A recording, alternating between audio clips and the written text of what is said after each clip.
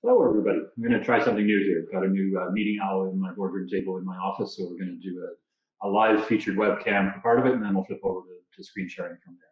So welcome, everybody, for today's session. It's called Enhance the Security of Your Office 365 Extranet. My name is Peter Carson. I'm going to be presenting today. I'm the president of Extranet User Manager, also an Office Apps and Services MVP, and president of the local Toronto SharePoint Users Group. So here, let me share my screen now so you can actually see my slides. Bear with me a minute. And you should see my bio information up there now. Perfect. Okay. Also going to be joining me a little later as a walk-on is Logan Guest. He's just wrapping up in another session. He's going to join me for the latter part of the session. And on the line as well, we have Ryan Hayden from Pharma. Ryan, I'm not sure if you're muted there. Let me just check our attendees.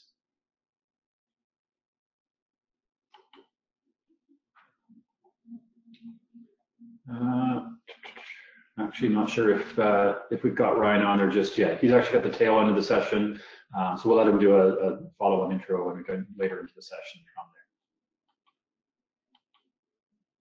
there. All right. So a little bit of intro background for those of you that are new to the webinar calls, not familiar with Extranet User Manager. We're going to dive into it a bit towards the end, but most of the focus today is actually going to be around Office 365 itself and the features that Microsoft provides from a security point of view. But to give a little history from an Extranet's point of view, it's a space that we've been playing with for quite some time now, going back better part of 10 years.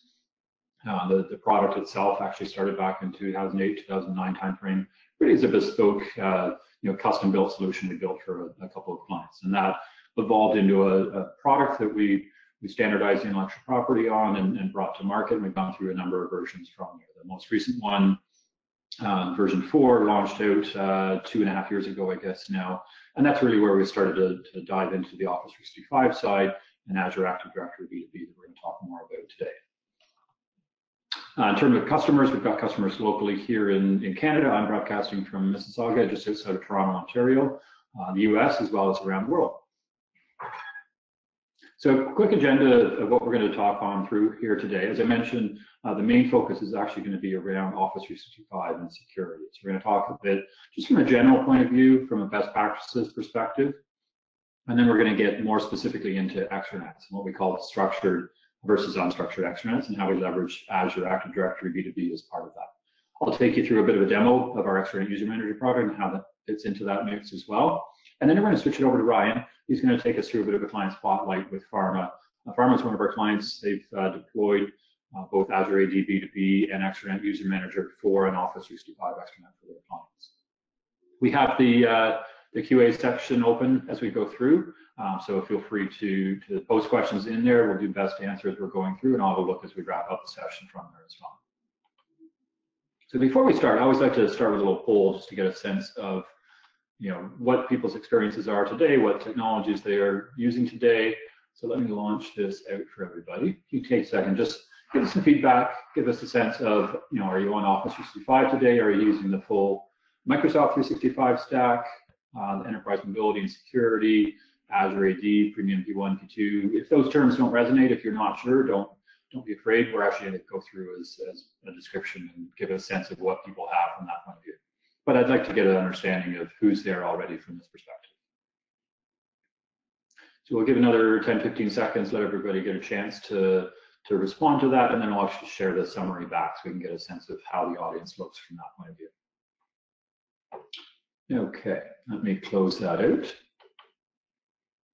And then if I share that, so not surprisingly, 3/4 on Office 365, actually more on Microsoft 365, which is a bit of a misnomer because Microsoft 365 actually contains Office 365, about 1/4 on enterprise mobility and security, and about half using Azure AD Premium P1 and P2. And those all roll up into each other. We'll go into more details of how that plays across.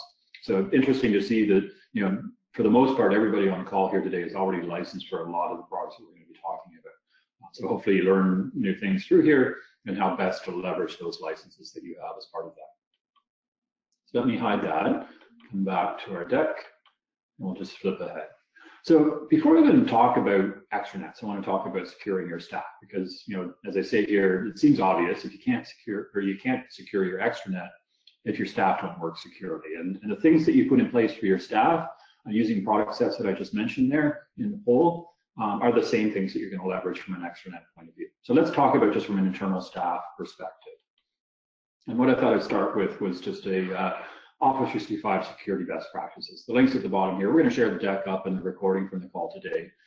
And these are points from Microsoft around best practices from a security point of view. I won't go into detail on all of these right now, but I will call out in particular the first one, set up multi-factor authentication. That's by far the best thing to do. That addresses a lot of security concerns with compromised credentials and stolen credentials and identity theft and lots of things from that point of view. Number two, it's actually not technology at all. It's train your users. People need to be educated about the threats. There's ransomware, there's phishing attacks, there's all sorts of nefarious things happening out there in cyberspace, and people need to be aware of things from that. And then we go down from the list through there, dedicated admin accounts. So having your admins have separate accounts that they use for privileged access. Further down in the list, using things like actually, sorry, it's not on this list here, but the privileged access where you request access for a period of time. Email is a big risk factor. Malware, phishing attacks through email that may trigger things like ransomware. So that's a lot of it through that as well. So I'm actually going to draw from a couple different presentations at Microsoft Ignite, and I've only selected a few sample slides in here. By all means, you'll note the BRK2132 down at the bottom of this slide. That's the title of the slide. If you Google Microsoft Ignite in that code, you should get right to the Channel 9 video recording and slide download if you want to have access to the full deck from that point of view. There's a ton of content. Ignite was only a couple of weeks ago. There was something in the order of 1,800 sessions there. They're all, for the most part, available for download and viewing. Encourage you to have a look through the content there. But this talk in particular was talking, internally at Microsoft, how do they do certain things to protect their assets? And they started off their talk just with some stats, which were somewhat surprising. 700,000 or 700,000+ compromised accounts due to password spray in the last 4 months. So just people trying, known compromised accounts. There's actually, dark web treasure troves of stolen credentials and passwords that people have used, and a lot of people, unfortunately reuse the same credentials on multiple different systems, which makes it really easy once you've compromised one system to get into another from there. And actually, now that I'm thinking about it as I'm talking here, I don't include slides in here. We've recently adopted 1Password as a password management tool here at Extranet User Manager for our internal staff. That's another thing that I strongly encourage is don't do password reuse. Use a password manager. You don't have to use that particular one, but use something to manage that and kind of contain that if one credential gets compromised, it doesn't open the door to all of your other systems from there. And the next, back to that first point on the best practices, 67% reduction in account compromise when MFA is enabled. So those of you not familiar, multi-factor authentication, the idea here is that it's both something you know, and something you have. That's the idea of the multi and multi-factor. So something you know is your password, and the problem is that somebody could guess that password, it may be shared or compromised or a variety of other things, but they also then have to have something that you have. And typically these days, in the past it was a dedicated hardware token like an RSA key. These days, predominantly it's smartphones. So having your phone as a second factor of authentication. And there's a number of ways that can happen. That could be a voice call to you, it could be an SMS text message, or it could use the things like the Microsoft Authenticator app. I'm actually a really big fan of the Authenticator app. I find it very convenient as an end user. It's also more secure from a security point of view. Recently saw a news article where attackers had actually gone through legitimate channels to do a number transfer on a cell phone to gain control of somebody's cell phone, and the telcos didn't maybe do proper due diligence to check on that, and the attacker then had control of that user's SMS number. They could then use it from an MFA point of view to access their systems from there. So, I would encourage people to use the Authenticator app as their primary way of doing multi-factor authentication. So, this is Microsoft. What did they say in terms of devising their protection plan? Well, recognizing that passwords are inherently weak, they're susceptible, not just from hacking point of view, but even social engineering. There's ways through identity theft and other creative ways to gain control of somebody's credentials. Requiring the multi-factor authentication for modern authentication is a really important thing. Now, the problem is not all apps support MFA. Maybe they're not authenticated through Azure Active Directory. They're more of a legacy logon and they don't have MFA. Really, Microsoft's approach is we got to close that back door. We're just going to start blocking those apps that don't have MFA on them. If those vendors aren't willing to move them forward into the modern age, then maybe we should be reconsidering whether we actually even use those apps at all. Because really, your entire network should be secured from that point of view. And I use the word network loosely. I mean, there's a very big push from a zero trust policy point of view, basically saying, there is no perimeter network, there is no trusted network anymore. Consider everything untrusted. Every application is responsible for its own basically authentication and authorization, and that they can't trust just because somebody's coming from a particular IP that they should be a trusted user. It's all back to that app from that point of view.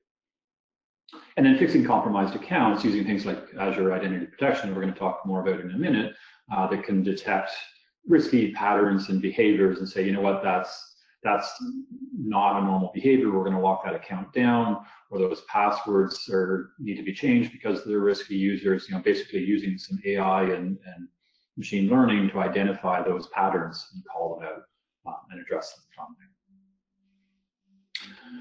So I found this all a little overwhelming as I was preparing for the talk, just trying to get my head around, well, what are all the different offerings from Microsoft and how do they interrelate from each other? And it comes down to licensing, which often Microsoft doesn't make easy.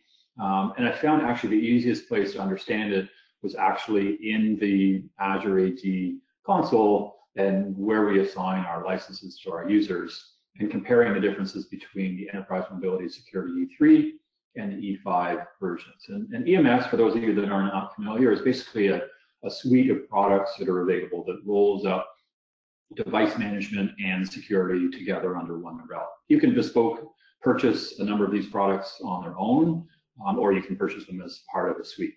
And the other thing to be aware of, if you remember back to the poll I put out there, I had Microsoft 365, Office 365, and then individual products like Azure AD listed in there. Those all roll up under each other, and I'll get more into the licensing once we describe what the different things are. And really the thing to think about on this page here is what's the difference between E3 and E5. And I circled the three products that call out different on the E5 side of things. And you notice two of them are the P2 or the Premium 2 level of the product that exists on the E3 side. So if we start with Azure Active Directory Premium, P1 and P2, I'll get into the differences from there, but really you get the P2 level as part of the E5, the P1 level as part of the E3. Same thing with the information protection, and there's also an additional advanced threat protection that comes as part of the E5 suite through there. So let's dive a little deeper into what those are, and we'll start with Azure Active Directory. So there's these two SKUs, Premium P1 and Premium P2. So when you purchase Office 365 from Microsoft, and let's say you don't get any of these suites at all, you get what's called an Office 365 version of Azure AD. Now, the nice thing for Microsoft is they've now included multi-factor authentication across the board. So even if you don't buy these premium products, you still get MFA as part of that. The flip side of that is that it doesn't come with things like conditional access. So it can be a little annoying for users because every time they log in, if they haven't retained their session from the previous login, it's going to go through that multi-factor authentication because there's no rules to say, hey, should I trigger MFA or not on this particular user? That's what comes as part of the P1 and P2. So that conditional access is a big part of the P1 offering. There's a number of other things around hybrid identities where you're running on-premise as well as in the cloud, password protection, reporting and such from that point of view. What P2 layers on that, particularly from a multi-factor authentication and conditional access point of view, is the Azure Identity Protection, second bullet in there. What this is doing is an AI to basically come up with a risk profile of that user. So let's say, for example, I logged in right now into my system here in Mississauga. In 10 minutes from now, I log in from a different system in a foreign country. That's basically considered an impossible travel scenario. I can't be 10 minutes later somewhere else around the world. So, maybe I VPN'd and remoted somewhere different, or maybe somebody's trying to compromise my account. That's a risk scenario. And that's something that identity protection would look for and say, hey, we're going to up the risk profile of this user because they're doing something out of the norm, either for that user or for the organization as a whole. And then that can factor into conditional access to say, hey, if the risk profile goes up, then we're going to require multi-factor authentication. And really what this is all about is balancing ease of use for the end user and security for the organization. So you could say, you know what, every time somebody logs in, I want them to go through multi-factor authentication. That will be more secure, but it's annoying for users to have to go to their phone every single time they log in and go through that authenticator approved step through there. You know, if they're coming off of a domain joined device in the same location with a low risk profile, they did the same thing an hour ago or the day before, just let them through without multi-factor authentication.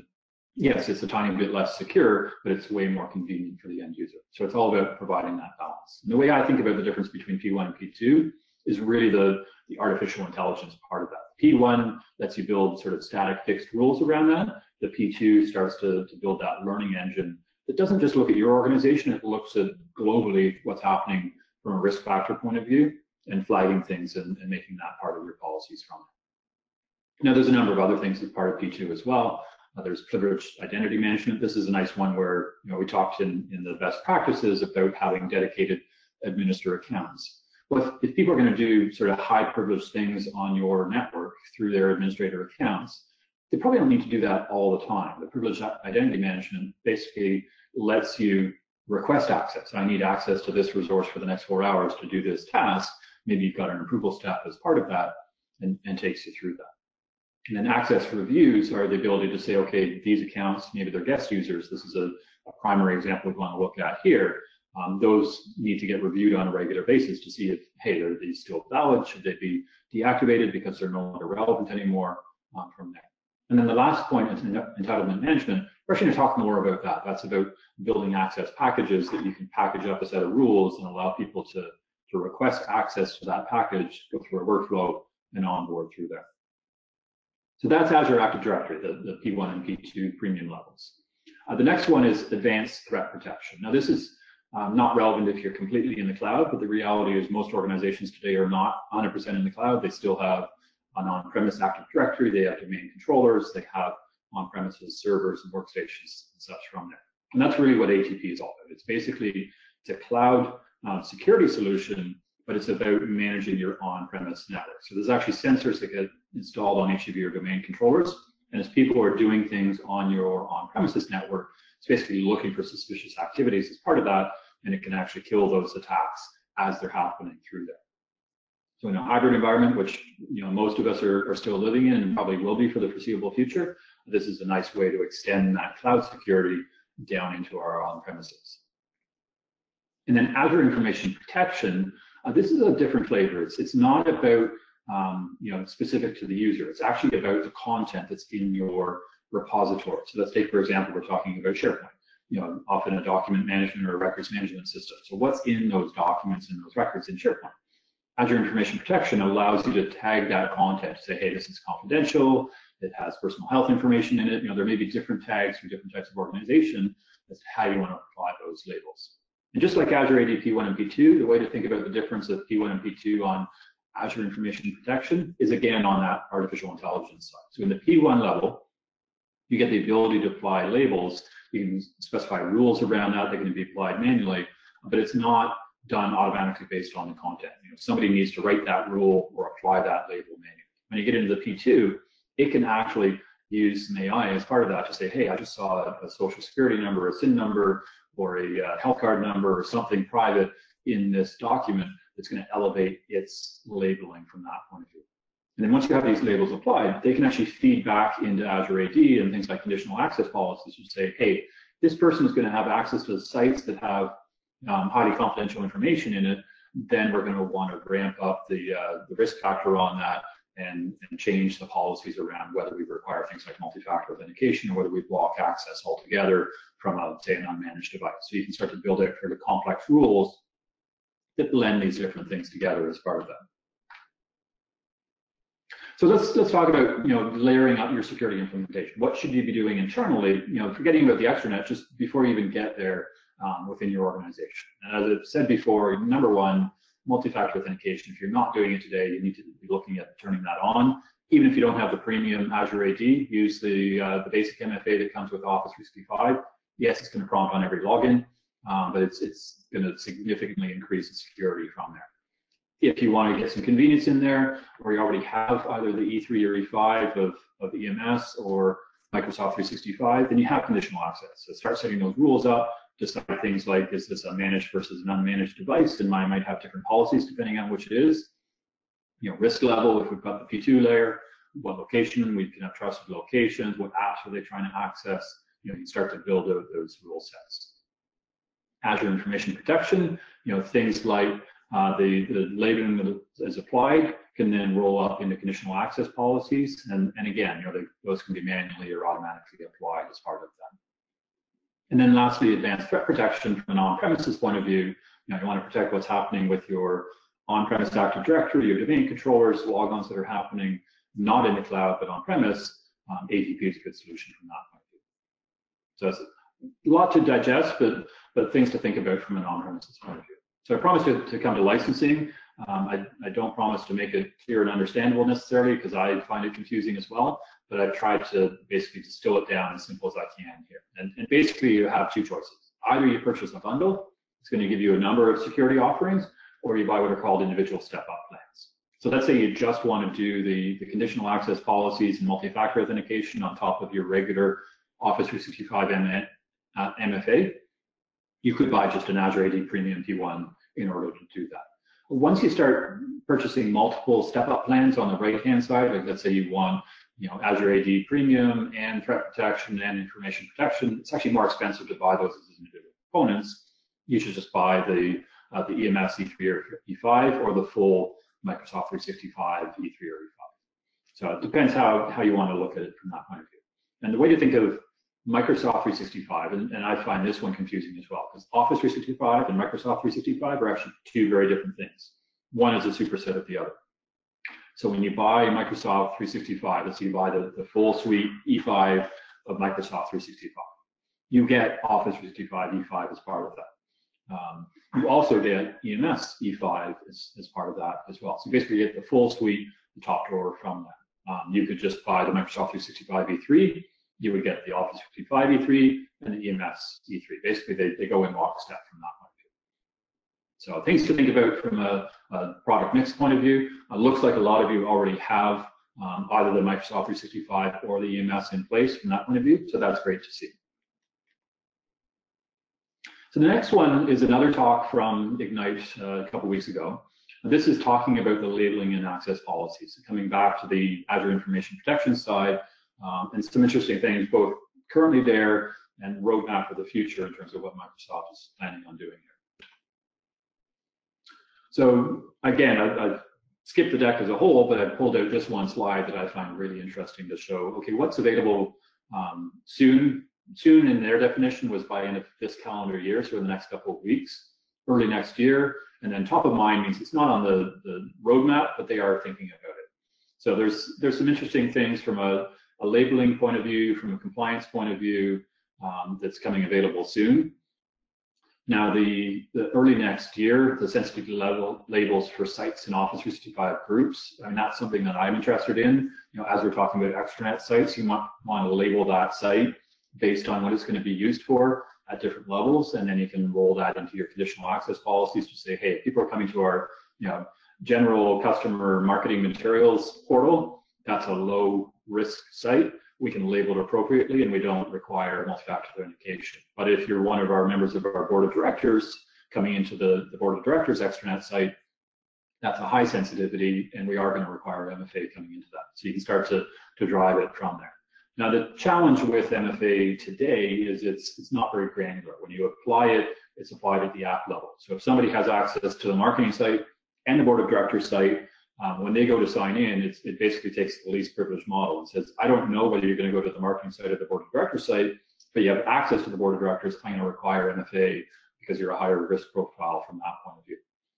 The top of mind on the right-hand side, the granular conditional access at the site level, that's where it starts to get interesting. So imagine a scenario where, you know, I logged in and I was checking out the marketing extranet, looking at information there because I'm curious, but I also belong to the board. and then I flip over to the board site. What should happen, and I don't know if this is exactly how Microsoft's going to build it, is it should actually go through a re-authentication to say, hey, you need to reprove who you are, and now I'm going to force the multi-factor authentication that you didn't have to do to get to the marketing site, because now you're accessing, confidential financial documents in the board of directors site. So that's top of mind. That means we're not going to see that before, second half of next year, maybe later from there. But it's still interesting to see where Microsoft's going from that point of view. Okay, so that was all just, how do I secure things from my staff point of view? How do I level set and get things organized from that perspective? You need that foundation in place before you can move to the extranet. Because if you're not doing it well from a staff point of view, that's your weak link, and you need to address that first. Assuming you've done that, you want to move into securing your Office 365 extranet. What sort of things can we do there? And before we talk about security, I want to talk about sort of the two styles of extranets that we typically deal with. And we call them unstructured and structured. And unstructured extranets are what you do typically with the Office 365 external sharing, where I've got a PowerPoint deck like this one here that I want to share with somebody. I just right-click on it and say share, and I share it with anyone with the link, or with people with specific people, whatever rules we've got in there. And there's a fair bit of governance that you can put around this, around things like requiring expiries on it, not allowing anonymous links or specific types of sharing depending on the site. So I'm not going to go into those details here today. I've got a different talk that talks more about that side of things. But I just want to kind of raise that unstructured extranet scenario.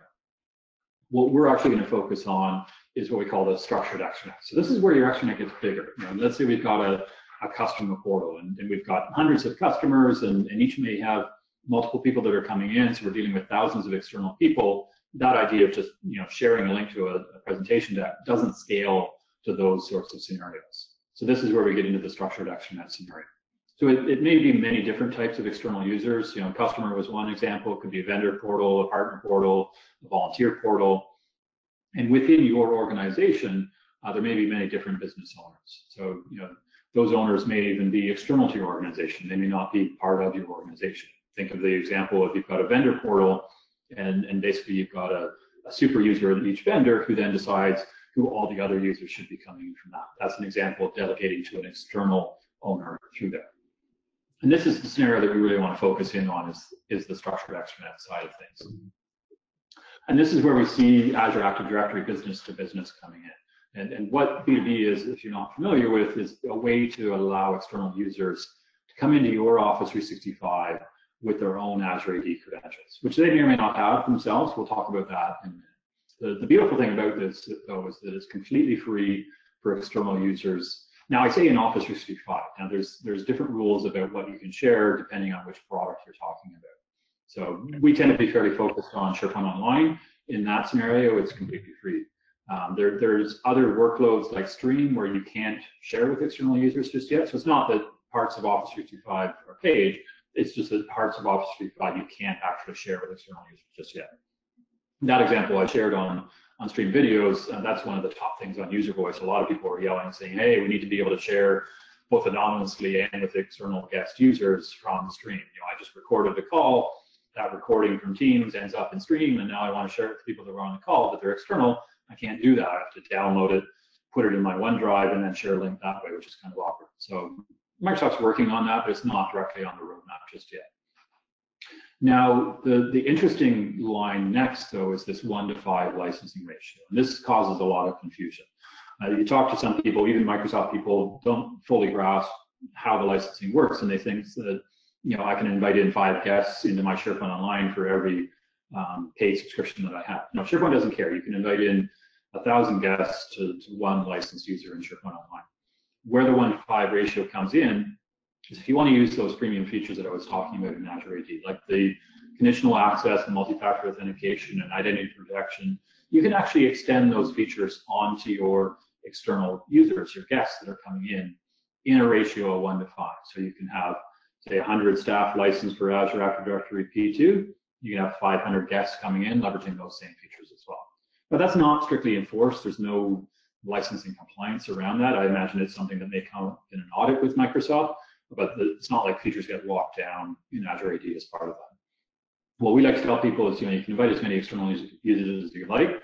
The only caveat is around those Azure AD Premium features. So I already mentioned the scenario there. I gave an example here that kind of layers that up. Okay, we've got an organization of 500 staff licensed for Azure AD Premium 2. I can have up to 2,500 guest users use those features from there. There's still questions in my mind. It's a little gray to how it's supposed to be enforced, because if I have more than 2,500 guest users, I don't have any way to turn off those P2 features for those users. So am I obligated to buy more P2 licenses from Microsoft? Or if I don't care about the P2 features, what happens then? So those are some open questions that I still have with the Microsoft licensing folk around this. So it's still sorting out some of those details. Now, I mentioned when you bring that guest user in, they use their Azure AD credentials. And I mentioned, obviously, not everybody has Azure AD credentials. So what happens in those different scenarios? There's really 3 scenarios that we want to look at. And the first one is that they are an Office 365 user themselves. And this is actually the easiest scenario for that external user, because they already are used to Office 365. Odds are when they've got a browser open, they're already signed into their own Office 365 with their Azure AD credentials. So if you send them a link to your Office 365 extranet, they're just going to sign right into that seamlessly. They're not even going to see a login prompt from there, with some caveats around multi-factor. We'll talk about that in a minute. And the same scenario is if they've got a personal Microsoft account. Again, they just go in seamlessly with that Microsoft account. They don't see any new credentials. They don't have a new password to remember anything detailed from that. Now, if they don't have an Azure AD account, there's 2 ways you can configure your tenant. I'm a fan of the first way, which is a one-time passcode. Basically, what happens is each time you go to sign in, it emails you a passcode. Actually, just did a dry run this morning. They've actually changed it. It's no longer 10 minutes, now it's 30 minutes. I guess people were taking too long to use those codes. But the idea is that it's very low friction. There's nothing for them to remember. They come to your site, they hit a button to send a code, they go to their email, get that code, they paste it in, and they're in. It's basically a temporary password. And that was created because there was a lot of friction around the second scenario, which you can still configure. In fact, this is the default scenario unless you turn on the one-time passcode, where basically they get guided through a process to create an Azure AD account, set a password recovery policy as part of that. So there's quite a number of steps they need to go through in order to go through that. What we found was when we force people through that path, there's often a high drop-off, particularly if there's not a high motivation to join your extranet site, because different extranets have different scenarios. If I'm, say, a vendor and I have to come to your vendor site to submit my invoice, and that's the only way I'm going to be paid, I'm highly motivated and I'm going to go through whatever steps you make me go through, because otherwise I'm not going to get my money. If this is a volunteer portal that's sharing the resources with me and we make it too difficult and I have to go through too many steps, I'm just going to throw up my arms, give up, and say, forget it, it's not worth the effort. So we want to take that friction out from that point of view, which is why generally I like the one-time passcode. I mean, the other question in your mind as to which of these 2 scenarios you would do is really what the profile of the users is. Are they infrequent users that maybe come to your extranet portal once a month or once a quarter or once a year? Absolutely do the one-time passcode. If they're frequent users, they're going to be coming in every single day. That's going to get annoying waiting for the email code. They might want to have an account and a password. So think about how people use your extranet and which scenario makes the most sense from that point of view. And then the recent addition, still in public preview, so it's not in general availability just yet, but you can turn it on in your tenant, is federating with Google accounts. So the idea here is if I come in with a Gmail email address, I actually sign in through Google using my password. And again, if I'm already signed into my Gmail, when I come to your extranet, I'm not even going to see another login. It's just going to seamless single sign-on right through that, and away you go from there. Now, the caveat on that Gmail scenario is it actually has to be a @gmail.com email address. So many businesses are using G Suite to run their organization, and they have their own email domain registered with Google for their Gmail. Those ones don't get flagged by Azure Active Directory login, so they still need to go through the scenario of the no Azure AD account. I think Microsoft's thinking about that scenario too, to say, hey, if this is federated, but it's not an @gmail.com, let's still go through the Gmail federation path, but they're not there just yet. So I mentioned before in the first scenario on the Office 365 that they would get a seamless sign-on through there. The caveat on that is that if you turn on your own MFA policies for your guest users, which I encourage you to think about doing if you've got information that you're concerned about. Again, it depends on the level of privacy and confidentiality of what you're sharing through your extranet. If it's up at all from a privacy confidentiality point of view, you probably want to turn on MFA for your guest users. Again, it's less convenient for them, so you got to kind of balance that as part of that. And guests will need to go through a registration process to register with your multi-factor authentication. So let's take the example that, I'm a guest coming in and I'm coming through my own Office 365 credentials. I've already signed in through mine. Maybe I've gone through my own multi-factor authentication with my own tenant, and now I'm hitting your extranet site. Right now, today, that's not federated. So the Microsoft login on the extranet isn't aware that I went through MFA already on my own tenant. So it's actually going to go through a double MFA. So they'll have to sign in through MFA on their tenant and then again on your tenant. Conditional access policies may eliminate one or both of those MFAs, depends on the scenario. Just something to be aware of and make your external users aware of. That yes, this is maybe a little bit more pain for you from that point of view, but it's all about protecting the information that's in there and making the extranet secure. So you got to balance those requirements from that point of view. Okay, so that was all, out of the box or premium features added on to Office 365. Well, where does Extranet User Manager fit into that case, and why would you use our product, and how does it complement what Microsoft is already doing? Because we very much build on top of, not instead of. So let's talk about specifically the Office 365 and Azure AD B2B experience, because this is the one that this talk is focused on. Extranet User Manager can be used in a completely non-Office 365 scenario where we're not using the Microsoft products, but here we want to look at how they work together. So the first is back to that structured, unstructured. Yeah, the external sharing works really well for the unstructured extranets because those scale, it really doesn't scale with that. So you need to go down the B2B path.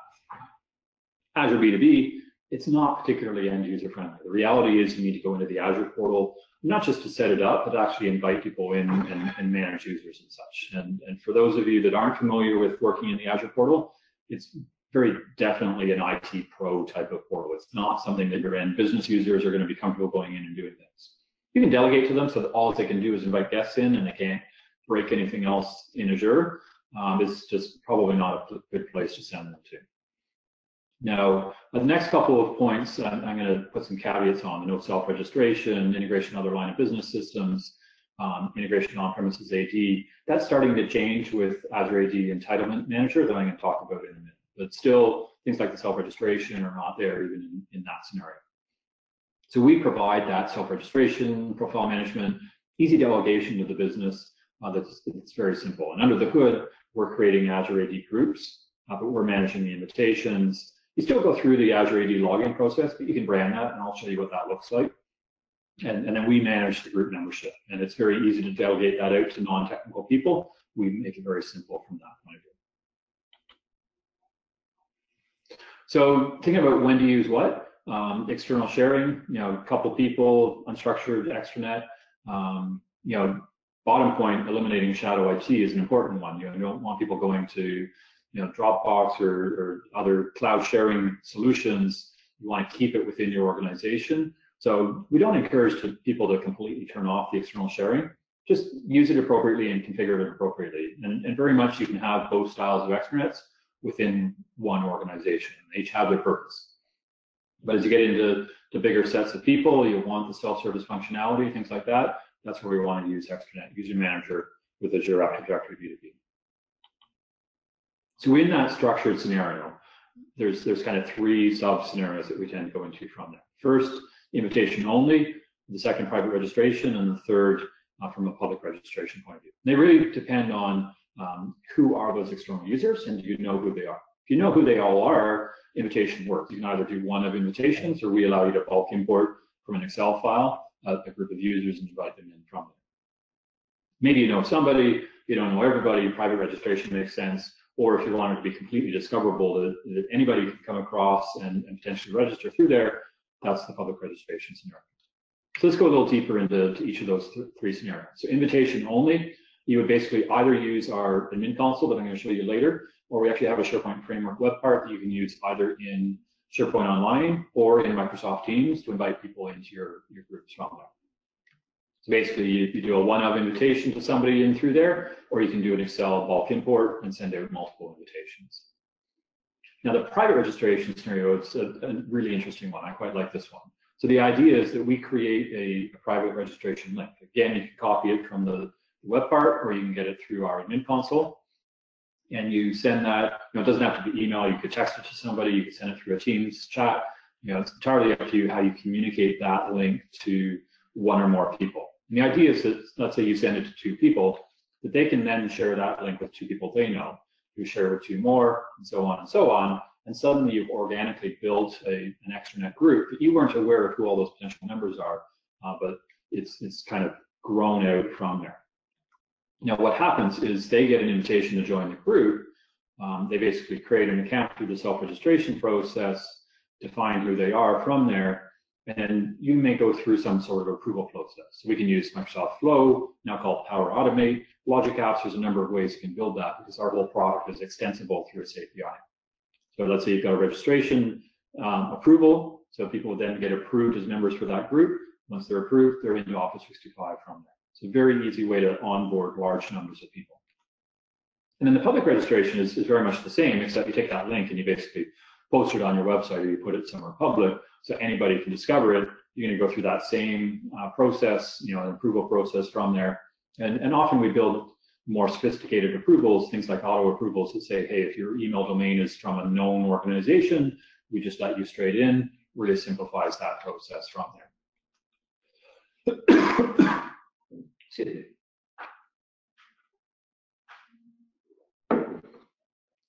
So I mentioned entitlement management. This is a new preview product. It's part of Azure AD P2.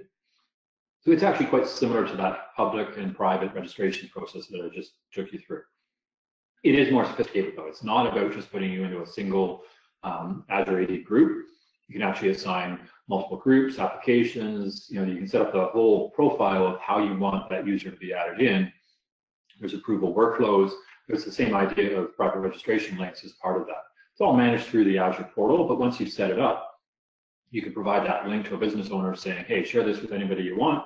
They'll go through the approval workflow process and go from there. It's built actually for both onboarding internally as well as external users. So if you've got an onboarding process for a new salesperson or a new shop floor person or whatever the work role is, you can actually create access packages for that sets everything up for that user from that perspective.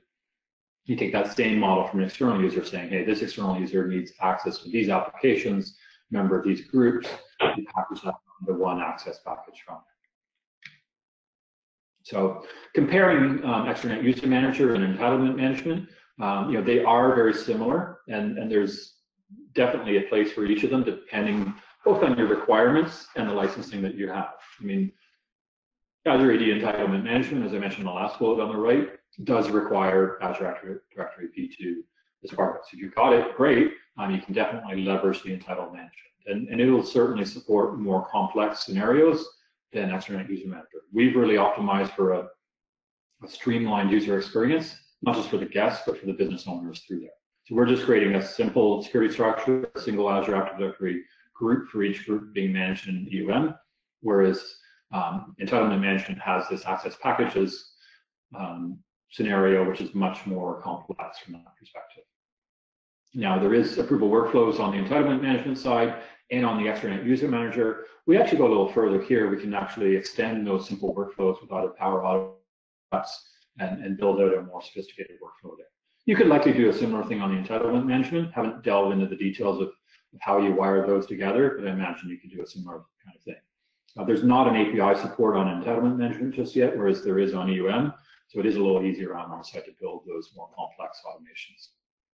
And as I mentioned before, there's no Azure AD licensing requirement on our system. So what are our licensing requirements from an Extranet User Management point of view? Ours are quite simple, actually. We keep it very lean and very straightforward. It's really just about the number of external users they've got coming in. It's not a per user cost. It's basically buckets of users. So if you're less than 250 external users, that's our light edition, $250 USD per month with an $800 onboarding fee, and you're up and running. Standard is 250 to 5,000 users, and then anything above 5,000 is our enterprise edition. So we're quite cost effective at each of those tiers from that way. And we're very transparent. Our full pricing is up and available up on our website. Okay, so let's actually go through a bit of a demo. And this is an interesting twist on demo because I'm going to encourage you all to actually take your own paths through. You can certainly follow along with me as I'm demonstrating, or you can take some time afterwards. We're actually running a little raffle contest as part of this as well. So let me take you through the scenario. And it starts on our public website. The easiest way to get there is just type in eum.co, that top link, into your browser, and that'll take you to the home page of our site. Click on the test drive and select the shortcut path. Let me talk you through what happens, and then I'll show you what that scenario looks like. So we've got an Office 365 sample site up in a demo SharePoint Online tenant that we have called Public Group No Approval. And the idea here is that anybody can see this group and request to join it. There's no approval process as part of it. As soon as you join, you're in, and away you go. And this only makes sense in certain scenarios, but it kind of gives you a taste for what's possible here. We can have public groups with approval, private groups with or without approval, so you can mix and match those different scenarios. We have our Extranet user managers, and then the steps that we're going to go through. So let me actually open up a browser window here. Okay, so I'm going to start from a fresh incognito window. So I'm a completely net new user, and I'm just going to type in the eum.co in my browser here, and it takes us to the home page of our site. Now we can accept our cookies, and I want to click on this Testdrive link up on the top here. There's also one right in the middle of the page. They both take you to the same place. So this comes to our test drive. There's a number of paths you can take through. So there's a Extranet User Manager native, which is about using it not with Office 365, and then a B2B where we're very much integrated into Office 365. So you can take either of those two paths, but I actually encourage you to go through the shortcut path. This is a very simple one, quickest, easiest way through.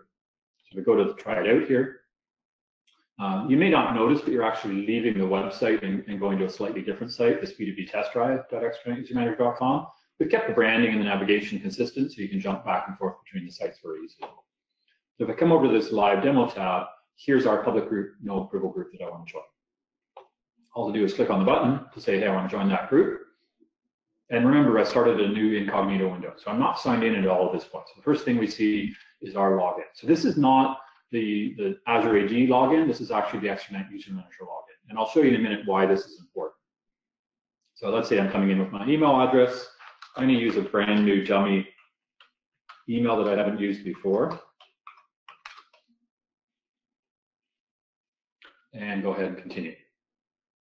So what we've done is we've combined the sign-in and the registration. So if I used an email address that had already been registered with Extranet User Manager, it would have taken me through into the Azure AD login process. And that would have been seamless to the end user.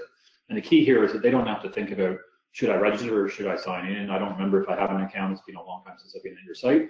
We take that off of the end user's mind. Just say, give us your email address. We'll figure out which path to go. In this scenario here, I'm coming in with a brand new email, so I have to provide my registration information. Now the fields that I'm filling in here are completely customizable. So if you want to capture different information, you want to take fields away, add fields in, it's simply changing some HTML in here, and you can customize your registration as part of that. I'll go ahead and register. And what's happening here is not only am I registering an Extranet User Manager, but under the hood, we're calling the Graph API, and we're actually registering you in Azure Active Directory as a guest user in that tenant. So that's, again, all transparent to the end user. They don't see that complexity that's going on, but I've actually left the Extranet User Manager sign in, and now I'm in the Microsoft login. If you look up in the browser here, I'm now on login.microsoftonline.com. Now I mentioned we're using the one-time passcode scenario here, so I actually have to send the code. This is how I'm going to sign into the site. So if I come over to my email for a second here. So this is the email that came from, oh, sorry, no, this is the actual, the approval one. This is the one from Microsoft. So it's actually coming from accountprotection.microsoft.com.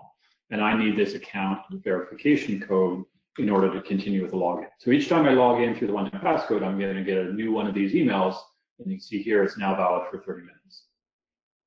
So I close that out, come back to my login window, paste that code in, and go ahead and sign in. So that was very easy. I didn't need to create an Azure AD account. It got created behind the scenes as a guest for me. I do need to consent to working with this site as a guest user. Every user has to go through that. And we're still on the Microsoft.com site at this point here. We're back to login.microsoftonline.com, and it actually sends us back to our Extranet user manager. Again, all transparent to the end user. This magic of going back and forth, we spent a lot of time to optimize that user flow and make it as simple as possible. Now, you don't have to have a disclaimer on this site, but it's an optional thing.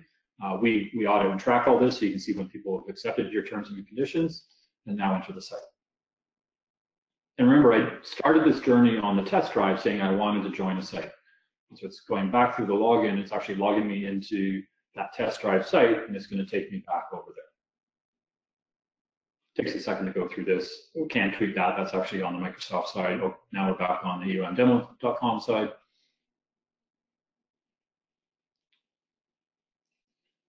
And we're back on the shortcut page. And what's actually happening while this is spinning here is it's actually joining me to the group. So remember, there's no approval on this particular group.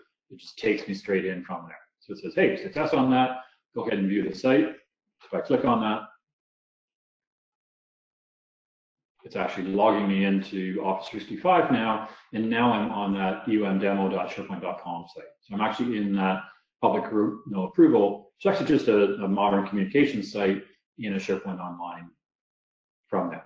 And some of the things we've got in here, we actually have a web part here that shows the members of the group. Now, we've tweaked this web part for this demo, so it only shows you yourself because we don't want to show, person A who's done the test drive, who all the other people are that did the test drive. But normally, when I've joined the group, I would see all the other members of the group as part of this.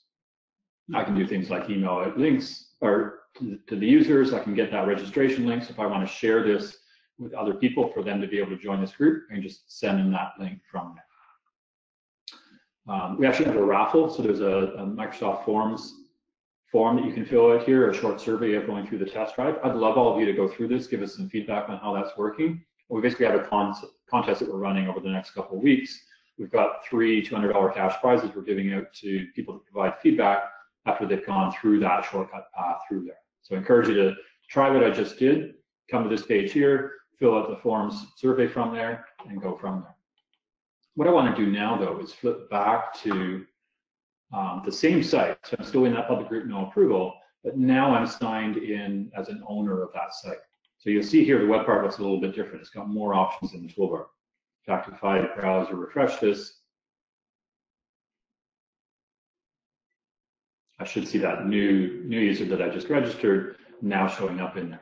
I could edit them, I could remove them from the group, I could send an email to them, I could invite a net new user, or maybe I want to send somebody the registration link, but I can also edit the group in the full Extranet User Manager product as well. So I go ahead and click on that. This is actually our admin console that I was talking about before. So here it's bringing up all the details for that group, and I can add new groups quite easily through here, but let me walk you through this particular scenario. So this display name is what gets displayed as a public name for that group. We've got a different sort of internal group name that actually gets used for the Azure Active Directory group, and a status on that. Now this is a no approval group, so we've left the approval required off. If I turn that on, I could define who I want that to go to. If I want to get more sophisticated with that, I could turn the email off and wire it into say a Power Automate flow and build a more complex approval workflow around that. Now it is available for registration, and it's also publicly available, so anybody can see it from that point of view.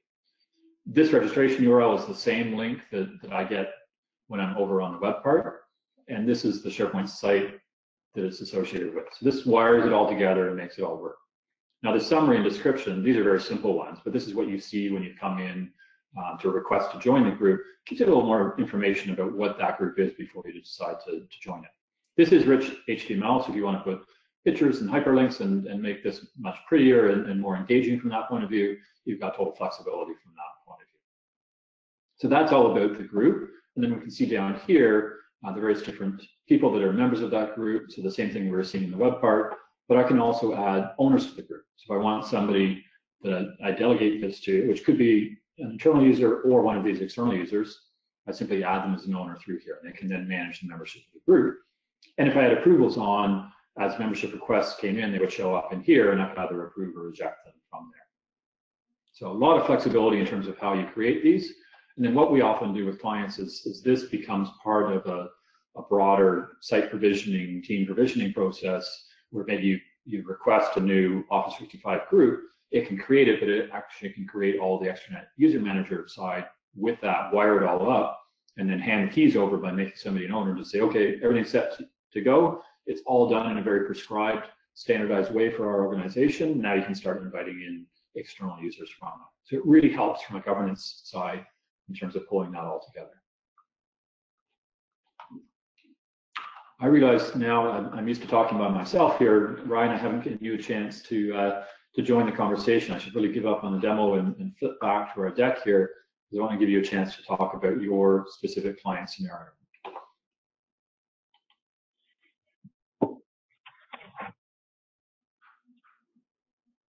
Sure. So let me flip to the next slide, but we skipped over the intro at the beginning. Ryan, why don't we give folks a quick background on yourself, your role in the organization, and then kind of introduce Pharma and who and what you are. Yep, sure thing, Peter. My name is Ryan Hayden. I am the Senior Director of Enterprise Architecture and Cloud Solutions at Pharma. We are a trade association and based off of Washington, D.C. And as the slides here are showing, we do represent about 35 member companies right now who are, heavily invested in the development of new drugs. And we also do a lot of lobbying to try to keep drug prices and all this other fun stuff down throughout the U.S. And we're currently expanding into a couple international spaces. Very good, thank you. So let's talk a bit more about how you're leveraging Office 365 Extranets and Extranet User Manager. What does that scenario look like for your organization? Sure.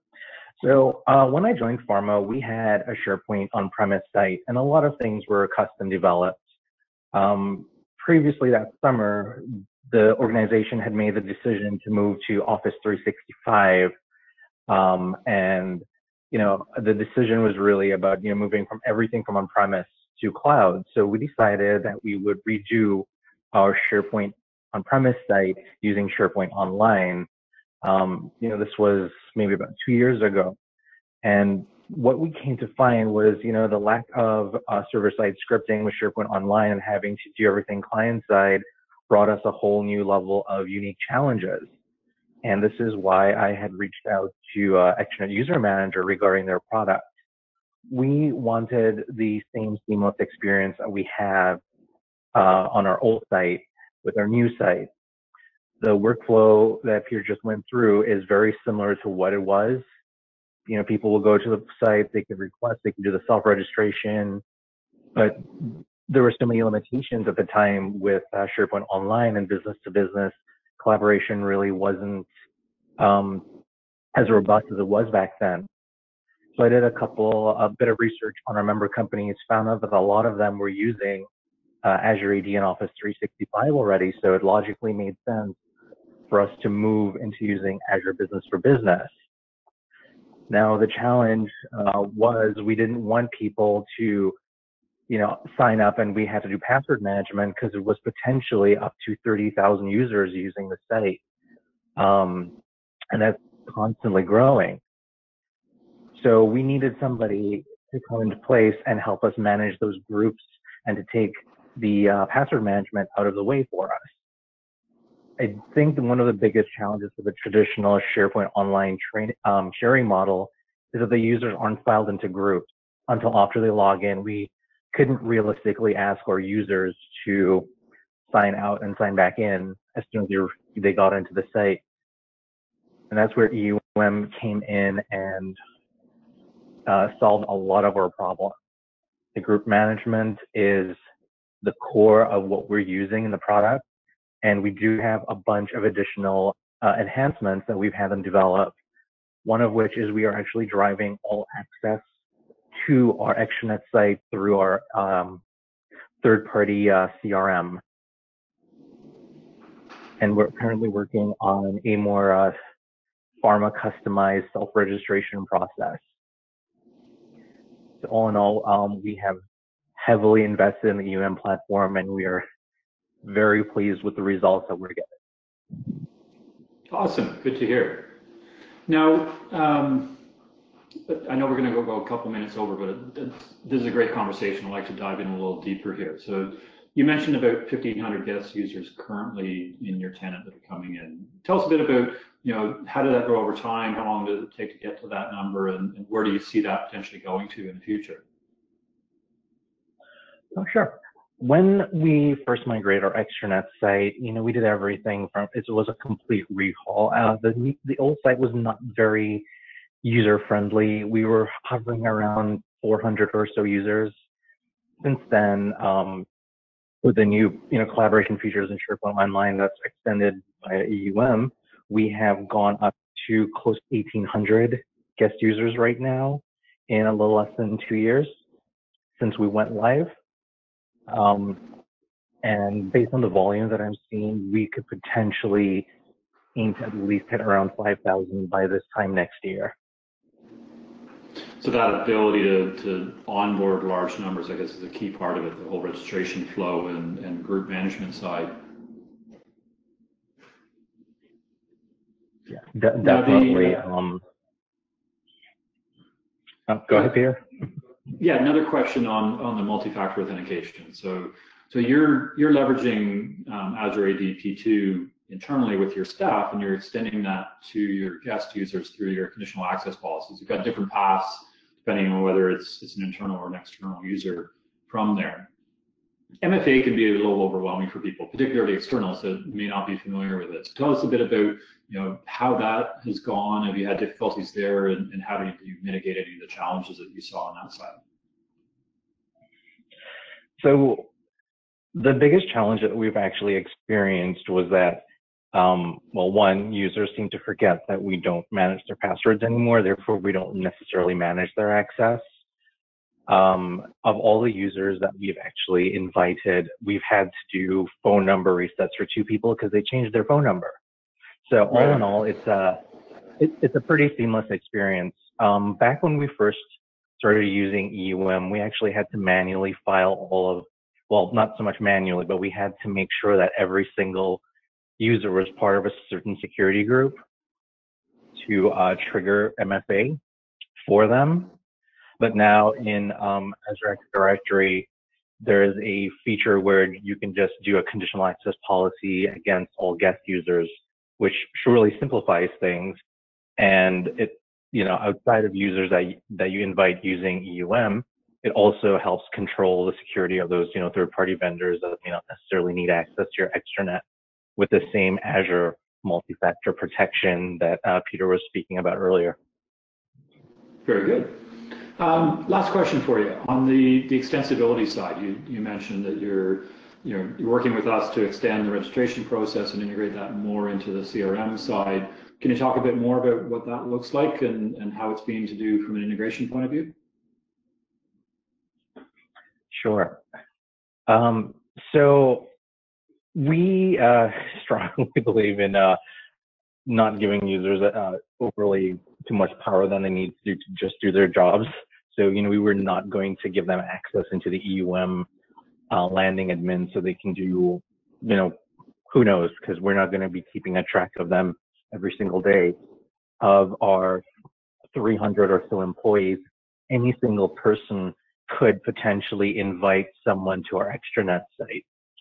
So logically, we have this whole repository, we have this entire repository of all of our members and their employees that we collaborate on actively with work groups and committees. And we do have a whole bunch of publishing sites. So it made sense for us to custom code some additional features into our in-house CRM that would then, make API or webhook calls into EUM and manage all the group management, all the adds, the drops, the removes, the new security groups. The only thing that we have to do manually at this time is provision the SharePoint site, brand it, and add that new EUM group onto the SharePoint site. One of the bigger initiatives that we're undertaking right now is we want to open up this portal to be more self-service, right now I think it's about a team of 2 or 3 people handling all requests for access. So we are currently developing streamlined self-service registration. All this information that is being captured in the self-registration process is actually being streamed back into our CRM, so we can get good analytics as to who was manually invited by staff, who was self-registered, who forgot that they were registered and needed another invite sent. And all of this is shaping up quite nicely. And I'm pretty sure that in 2020, we'll be coming up with even more enhancements to continue the business case and business use of our Extranet site. Awesome, good to hear. So really, staff don't need to worry about the Extranet side of things. They manage who comes in through what they're already doing in CRM, and then as people do things in the Extranet, that actually feeds back in your CRM as well. So it's really a closed loop from there. That's great to hear. Well, Ryan, I really appreciate you joining us today. I'm going to take over the deck here and just do a couple wrap up. I know we're out of time here. For folks that are in the Chicago area, I'm going to be giving a number of talks at SharePoint Fest Chicago. Details are up on our site. From there, I want to say thank you to everybody for joining. As I mentioned, we're going to post the deck and the recording up on our event page. So the same page that you came to register for the webinar, go on back there, and in a day or so, we'll send a follow-up email, and you'll be able to access all the resources. And Ryan, a big thank you. Really appreciate not only joining the webinar, but all the work that you've done with us through Pharma. We really appreciate it. It's been a great project to work on. Thank you, Peter. It's always great working with you guys. Great. Well, thanks, everybody. Have a great rest of your day. You too.